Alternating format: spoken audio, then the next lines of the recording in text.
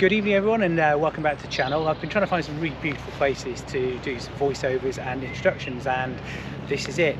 I've had a few requests to do a review on the stand that I use. So the stand I got from Motia, which is in the EU, and I had to import it into the UK. I can't really find any UK suppliers, but it was a fairly good price. It was about 275 euros, reduced for about 380.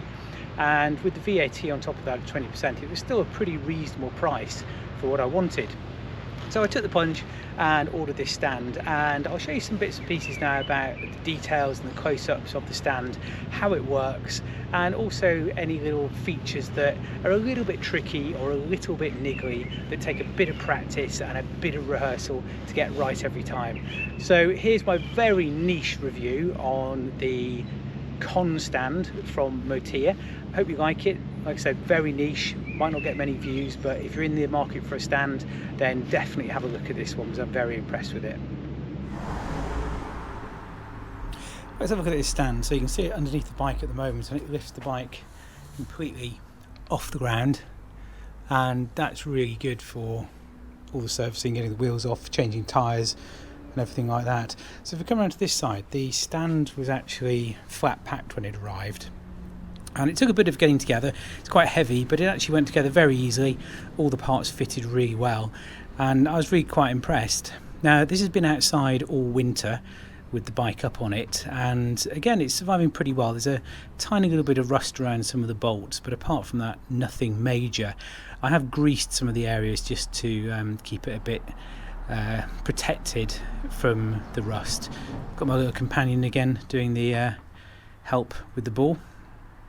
If we look here, it's got quite a cool mechanism. So this is like a hanger mechanism which pulls up the suspension point for the bike, and then these are the parts where it fits into the bike. So there are three placements where it fits into the bike. Quite a big one where it fits into the frame here, and you need to take out the plastic peg that sits in here, and that goes in quite nicely. Again, I've greased these parts here just to make it go in a bit more easily. This second part here, you need to take the bolt in the frame out, and then this bolts directly into the frame for the other metal spigot to go in. And then I'll show you another bit in the third part in a second, which goes into the hanger down here. There's a hole in here where the bolts actually that came out, the bolts for the rear swing arm sit.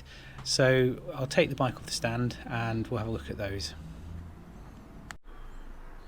Okay, so let's have a look at how we get the bike down, and there's actually a little lock mechanism here. You can see there's a little slot with a groove in it. At the moment that's locked, so if this mechanism sort of up here did come loose or slip, then this part here is spring loaded and it would catch it by catching one of the holes in this piece of metal here. So it's quite a nice safety feature, means you're not going to trap anything. To unlock it, you just pull it out and rotate it to the left. And then in terms of actually making the bike come down, it really is just a lever, and that's one arm there.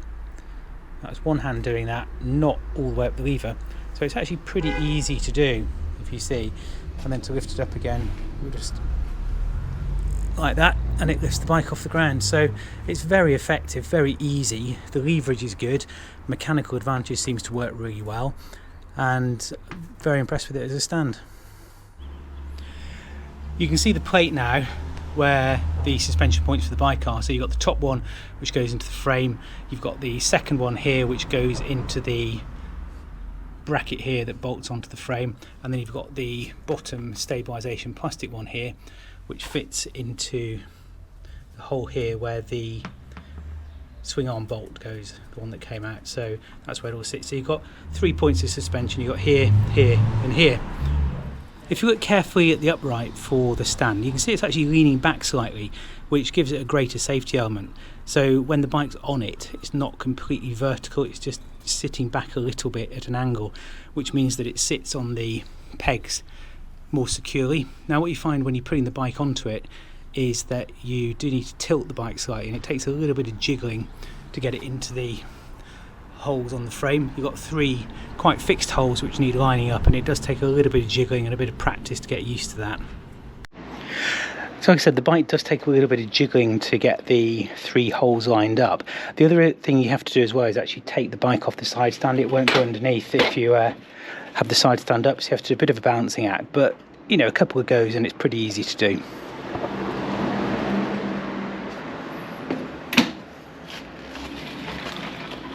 So you actually have to increase the height of the stand a little bit. You've got to move the handle around a bit just to get it lined up, and it definitely takes, you know, a little bit of jiggling to get it there. And I've practiced this quite a lot, and I'd say this is the only downside of it really, is this sort of jiggling that you have to do to get it into those holes. So you can see it took quite a while there, and then the bike just lifts up off the ground like that. So yeah, bit of jiggling, bit of practice, but it's very effective once it's up and stable. So I hope you found that video useful of the Con stand from Motia. You know, a stand is absolutely epic in terms of using it for servicing, for routine maintenance, and it's really great as well for doing the chain maintenance and also when you want to change the tyres and take the wheels off. So I think any stand that will get both wheels off the ground is great. I personally use it for storing the bike outside over the winters. I don't have a garage or a shed, which is a bit of a pain. So I store it outside off the ground with a breathable cover over the top of it, and it's worked really well through this winter. So thank you once again for watching. Really appreciate your time. If you'd like to subscribe to the channel, that would be amazing, and I'll see you on the next video. Here is price, and shortcuts here for destiny. I've taken a long way proud. Oh, I know what I've earned, and now it's my turn. Lighting the fuse, let it burn. My time is rising.